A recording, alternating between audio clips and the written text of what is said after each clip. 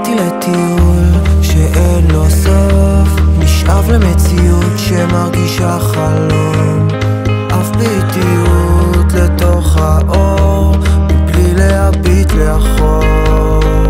אני בטיול אחרי צבא, מרגיש שעוד לא השתחררתי.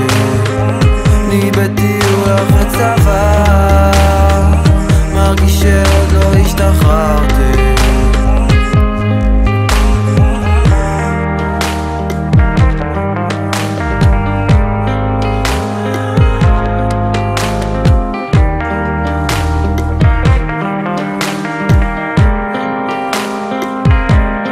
איפה אני ואיפה הסביבה, מרגיש את הסוף, הוא תכף בא, מביט לאחור ורואה כמה דרך עברתי וכמה נשאר. עוצר להרגיש את הרוח שלי באוויר, להרגיש משוחרר, והסביבה באותו זרם, רק דגים במים מחפשים את הפסגה הכי גבוהה, ומכולם אני הכי קרוב אל השמיים, מבלי לזוז אף לא פסיעה. אז יצאתי לטיול שאין לו סוף, נשאב למציאות שמרגישה חלום, אף באיטיות לתוך האור, מבלי להביט לאחור.